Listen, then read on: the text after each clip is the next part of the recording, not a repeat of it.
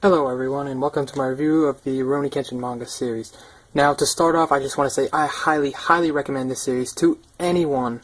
If you, whether you like shonen, shoujo, seinen, any genre, I highly recommend this series. It is amazing, you will love it, I promise, just read it.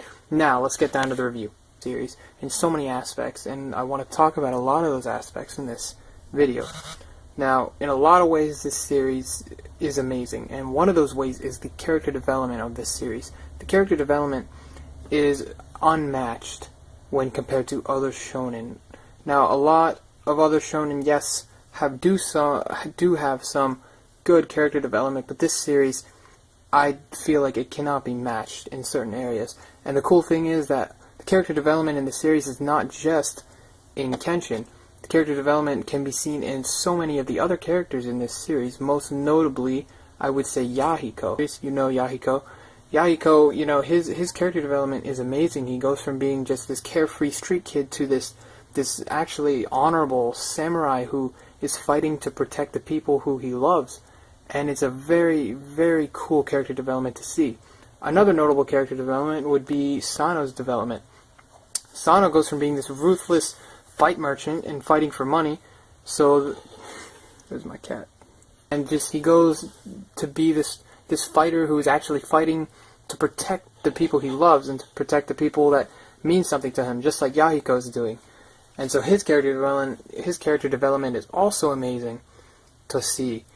Kenshin's development is not as extreme as the other characters, but it is still evident. You can see his character changes a bit. He goes from being this wanderer, samurai, this Rerouni, to being, you know, someone who he feels he has a home. And that's pretty much the only, you know, development you see in his character throughout the series, other than, you know, at the end of the series when he realizes that he cannot not fight.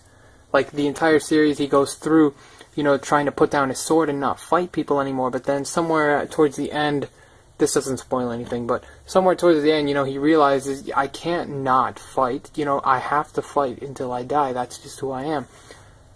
And when he reaches that point, that's pretty much when he you know, can fight at his peak, and because he's pretty much free of this thing that's been holding him back. He knows, yes, I do have to fight, so that's pretty much the only development you see in Kenshin throughout the series. Other than that, it's pretty much just he remains constant. You know, from the beginning, he's a nice guy. He's very nice and amiable to Kaoru.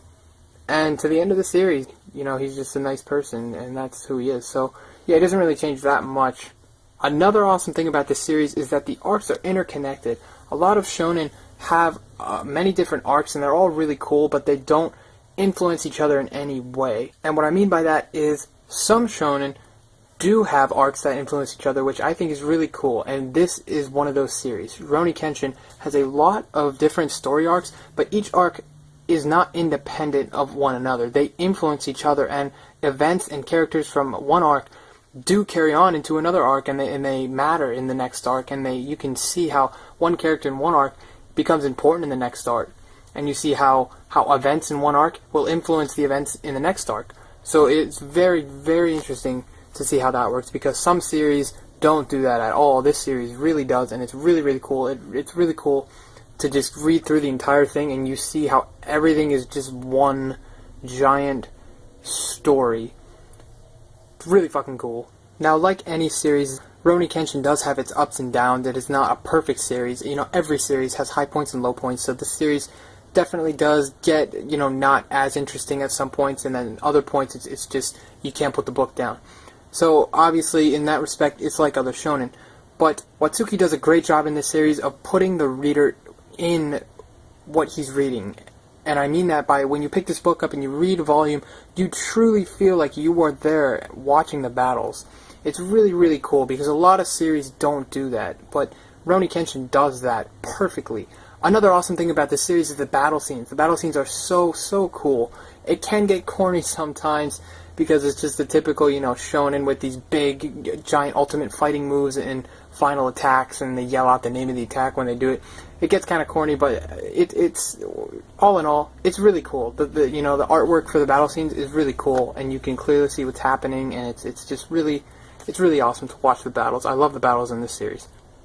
Another thing I love about this series is that it is not really geared toward, you know, a younger audience, and it's not geared toward an older audience. It's pretty much, it's in the middle. It has darker elements to it, and it has lighter elements to it. It is very happy at some points, but it's also very dark at some points, and, you know, the driving theme in some of the arcs is, you know, death and revenge and killing, and it's really, really cool to see that in a shonen, because sometimes you don't see that in shonen series, you know, because they're targeted more towards a younger audience, but this series is very, very, very dark at some points, and it's really cool to see. Like I said before about the character development, the characters in this series are ones in which you will fall in love with instantly. Kenshin is a character that you will grow to love, and within the first few volumes, you will just, you cheer for him. You don't even know why. You just cheer for him. You want him to accomplish whatever he's trying to accomplish because he's just such a great character. He's so likable. He's so nice to everyone. He has no evil in his heart. He's a great character,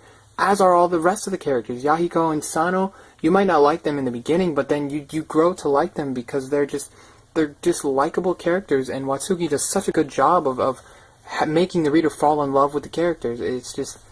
It's amazing, because you don't even notice it happening until you get to the end of the series, and then you realize, oh no, the series is ending. I love these characters. I don't want it to end.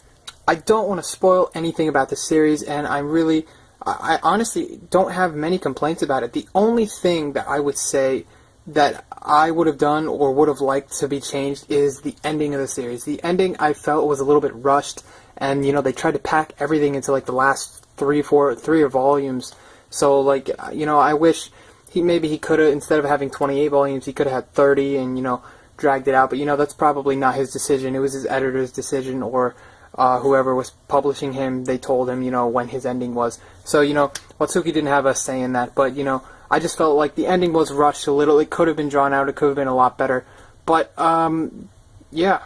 And like I said before, I don't want to spoil anything, but the last arc in the series, the Enishi arc, where Kenshin has to fight Tomo's brother, that is the coolest arc in the series. It's just awesome. So for anyone who's reading Rurouni Kenshin right now, and you're getting through, you know, these first volumes right here, like up in here, 16, 17 up there, 18, 19 I think up there, that's when it changes.